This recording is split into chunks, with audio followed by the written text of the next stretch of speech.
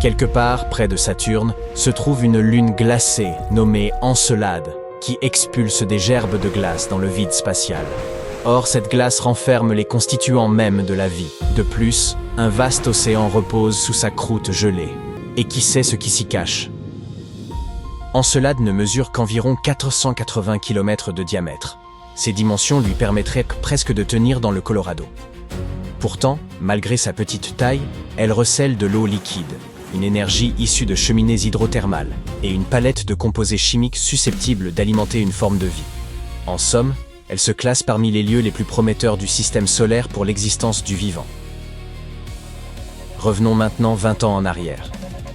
Lors d'un survol, la sonde Cassini remarqua quelque chose d'inattendu, à savoir que la Lune projetait de fins jets de particules glacées depuis des fractures proches de son pôle sud. Les scientifiques comprirent plus tard que ces panaches provenaient d'un immense océan enfoui sous sa surface. Lorsque les chercheurs examinèrent les grains gelés issus de ces panaches, ils y détectèrent presque tous les éléments indispensables à la vie: carbone, hydrogène, azote, oxygène et phosphore. Seul le soufre manquait à l'appel. Mais la plupart de ces échantillons provenaient de l'anneau E de Saturne, un vaste ensemble de glace et de poussière entourant la planète. Ces particules y demeuraient depuis des décennies, voire des siècles, et avaient sans doute été altérées par les radiations de l'espace. Dès lors, nul ne pouvait affirmer avec certitude que ces ingrédients du vivant provenaient bien d'Encelade elle-même. Mais la situation a désormais évolué. Une étude récente a confirmé que des grains de glace fraîchement projetés par Encelade renfermaient des molécules organiques, dont certaines comportèrent de l'azote et de l'oxygène. Voici comment les chercheurs l'ont établi. En 2008, la sonde Cassini a traversé l'un de ces geysers glacés et a été littéralement aspergée de minuscules particules.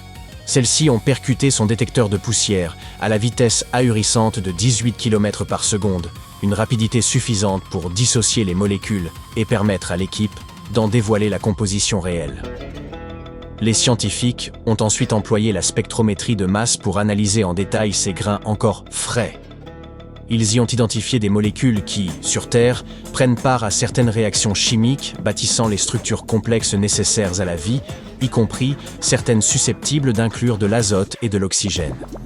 L'un des chercheurs a estimé que cette découverte démontrait vraisemblablement que ces molécules organiques complexes ne s'étaient pas formées dans l'espace, mais qu'elles provenaient tout droit de l'océan d'Encelade. Un autre scientifique a souligné que de telles molécules pouvaient jouer un rôle notable dans divers processus biologiques. Tout cela suggère qu'Encelade pourrait réellement être habitable. Toutefois, même en l'absence de vie, l'enjeu demeure considérable, car une question légitime surgirait alors. Pourquoi la vie n'apparaît-elle pas lorsque toutes les conditions semblent réunies? L'histoire ne s'arrête pas là. L'Agence spatiale européenne prépare déjà une mission visant à se poser sur Encelade, précisément à son pôle sud, afin de prélever d'autres échantillons et de comprendre ce qui se déroule sous l'immense couche de glace. Le lancement est prévu pour le début des années 2040.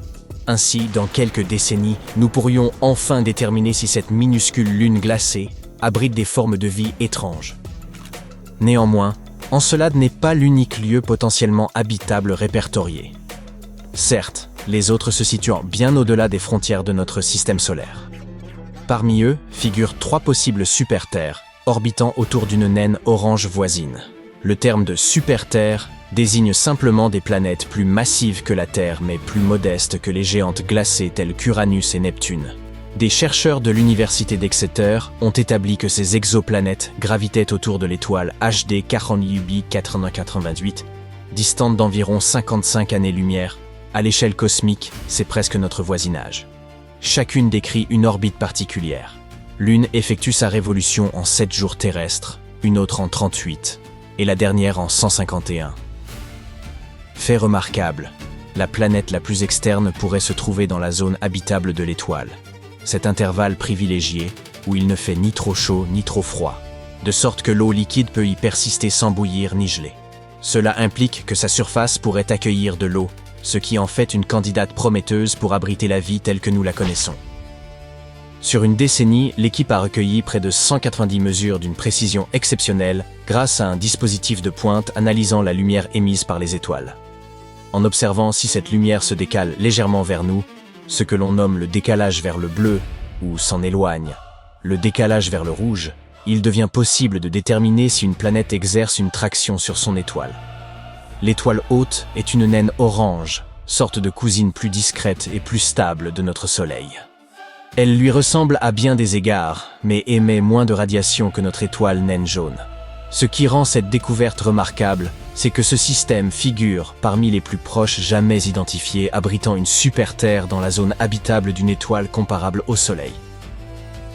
Les super-Terres ne sont pas si rares, en vérité. Les scientifiques ont dénombré plus de 6000 exoplanètes depuis la découverte, en 1995, de la première à orbiter autour d'une étoile semblable au Soleil. Pour détecter ces mondes éloignés, ils mobilisent une variété d'instruments, dont le télescope Kepler de la NASA, lancé en 2009 pour repérer des planètes analogues à la Terre au sein de la Voie lactée. Jetons un coup d'œil à quelques-unes des plus fascinantes. Gliese 6-67 CSC se situe à seulement 22 années-lumière, ce qui représente tout de même quelques 207 000 milliards de kilomètres. Elle possède une masse environ 3,8 fois supérieure à celle de la Terre et gravite autour de sa naine rouge en 28 jours, si bien que son année est 13 fois plus courte que la nôtre. Son étoile, plus froide, la place probablement dans la zone habitable, bien que des éruptions stellaires occasionnelles puissent la rôtir de temps à autre. Kepler 22b, pour sa part, se trouve à plus de 600 années-lumière. Elle fut la première planète détectée par le télescope Kepler au sein d'une zone habitable. Mesurant environ 2,4 fois le diamètre terrestre, sa nature est incertaine. Rocheuse, fluide ou gazeuse. Son orbite rappelle celle de la Terre, puisqu'elle accomplit en 290 jours le tour de son étoile de type G, plus petite et plus froide que notre Soleil. Kepler 69c se situe à quelques 2700 années-lumière.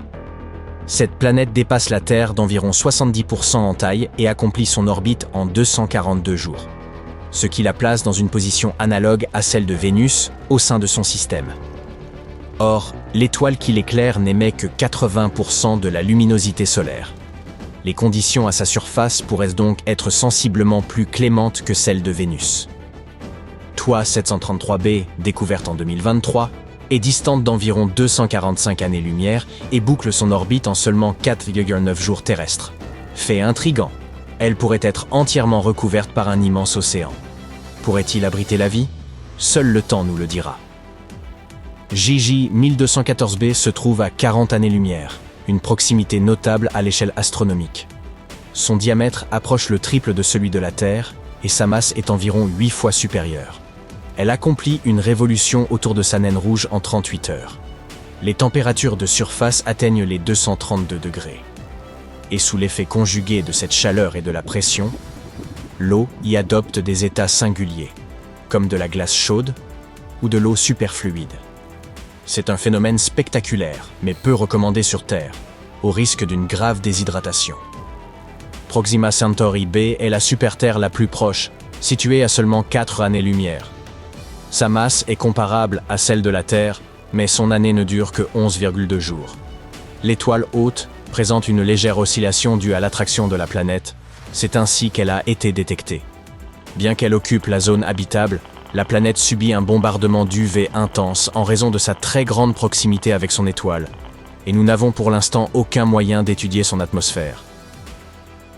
Enfin, TOI 715b orbite une naine rouge, plus petite et plus froide que le Soleil. Ces étoiles favorisent donc la détection de mondes potentiellement habitables, car les planètes peuvent rester proches sans être brûlées. TOI 715b a peut-être possédé jadis une atmosphère très épaisse, comparable à celle de Neptune, mais elle semble en train de s'appauvrir. Des observations supplémentaires sont nécessaires pour savoir si elle est devenue un monde rocheux et aqueux. Quoi qu'il en soit, certains de ces corps pourraient abriter des océans, d'autres être excessivement chauds, et quelques-uns s'apparenter à nos lointains cousins cosmiques. Chaque découverte affine cependant notre compréhension du cosmos et pourrait, un jour, permettre que l'on foule l'une de ces super-terres.